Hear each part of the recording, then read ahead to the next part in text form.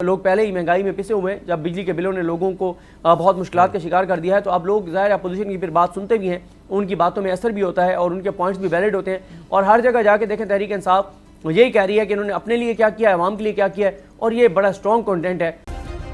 Subscribe करें और bell दबाएं ताकि कोई खबर रह न जाए। हुकूमत अब लगता है कि रोकने के जितने हरबे आजमा सकती थी आजमा चुकी। अब तो हाई कोर्ट से भी फैसला आ गया है कि जी जो दरखास्त मांग गई थी जी इस लॉन्ग मार्च को रोका जाए, इस तरह लॉन्ग मार्च नहीं रुक रहा। लेकिन ये पहले सुप्रीम कोर्ट में भी मामला गया था, अब लाहौर हाई कोर्ट में गया है, वहाँ से ये हुक्मनामा आया है। लेकिन ये मामला पेंडिंग यहाँ पर इस्लामाबाद हाई कोर्ट में भी है, क्योंकि असल तो जो मार्का होगा वो होगा इस्लामाबाद में। तो इसलिए यहाँ पे इम्पॉर्टेंट है कि इस्लामाबाद हाई कोर्ट क्या फ़ैसला देती है। लाहौर से तो क्योंकि वो ज़ाहिर है एक तरह से आप ये कहिए कि वो निकल आए हैं, लाहौर हाई कोर्ट उस तरह से मैटर नहीं करती थी। ज़्यादा जो मैटर करेगा फ़ैसला वो करेगा इस्लामाबाद हाई कोर्ट का या सुप्रीम कोर्ट ऑफ पाकिस्तान का। और यहाँ पर दोनों जगह ये मामला जो हैं वो ज़ेर इल्तवा हैं, पेंडिंग हैं, इनको सुना जा रहा है।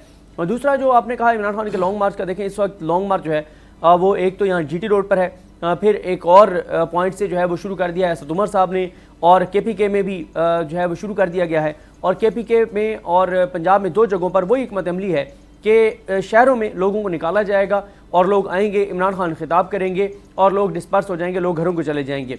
ये वो लोग हैं जो उस मकामी वहाँ के मकामी लोग हैं, ये वहाँ उस शहर के लोग हैं, करीब कस्बों देहातों के लोग हैं। ये वो लोग नहीं हैं जिन्होंने इस्लामाबाद पहुँचना है या रावलपिंडी पहुँचना है। ये सब लोग या इनमें से जो लोग आना चाहेंगे वो उस दिन घरों से निकलेंगे जब इमरान खान रावलपिंडी पहुँच चुके होंगे और तारीख दे देंगे। अगर वो कहते हैं कि 22 नवंबर को सब इस रावलपिंडी पहुँचें, तो फिर जो जिनको एक दिन से ज़्यादा टाइम लगना है वो 20 नवंबर को निकलेंगे, जो सेम डे पहुँच सकते हैं वो 22 को निकलेंगे, कुछ लोग 21 को निकलेंगे, फिर वो आखिरी 48 घंटे जो है वो इंपॉर्टेंट होंगे। तो ये हिकमत अमली तहरीक इंसाफ की यही है कि अभी शहर शहर मोटिवेट किया जाए लोगों को। वहाँ पर जो है वो एक तरह की इलेक्शन कैंपेन भी हो रही है, लोगों के साथ राब्ता मुहिम भी चलाई जा रही है, लोगों को मैसेज भी कम्युनिकेट किया जा रहा है। और ये देखें ना, ये सबसे जो इसमें मौसर चीज़ है वो दरअसल इंतखाबी मुहिम है।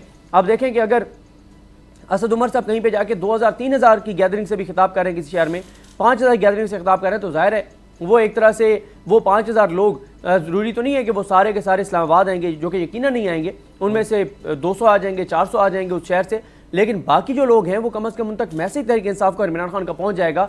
और एक ऐसे वक्त में जब लोग पहले ही महंगाई में पिसे हुए हैं, जब बिजली के बिलों ने लोगों को बहुत मुश्किलात का शिकार कर दिया है, तो अब लोग ज़ाहिर अपोजिशन की फिर बात सुनते भी हैं, उनकी बातों में असर भी होता है और उनके पॉइंट्स भी वैलिड होते हैं। और हर जगह जाके देखें, तहरीक इंसाफ यही कह रही है कि इन्होंने अपने लिए क्या किया है, अवाम के लिए क्या किया है, और ये बड़ा स्ट्रॉन्ग कंटेंट है बताने के लिए कि इस हुकूमत ने आके अपने लिए क्या किया और अवाम के लिए क्या किया है। तो ये एक हर तरह से दबाव बढ़ा रही है तहरीक इंसाफ मुख्तलिफ शहरों में।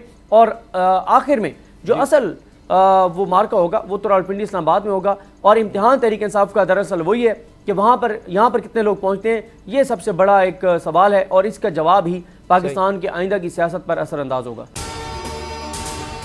अगर आपको वीडियो पसंद आई है तो लाइक पर क्लिक कीजिए। बहुत अच्छी कवरेज की, ये मार्च की तो ज़बरदस्त कवरेज थी, बॉल की प्रॉब्लम सबसे बेस्ट थी। सबसे ज्यादा रील्स और सबसे ज्यादा रेटिंग के साथ बोल रहा नंबर 1। सब्सक्राइब करें और बेल दबाएं ताकि कोई खबर रह न जाए।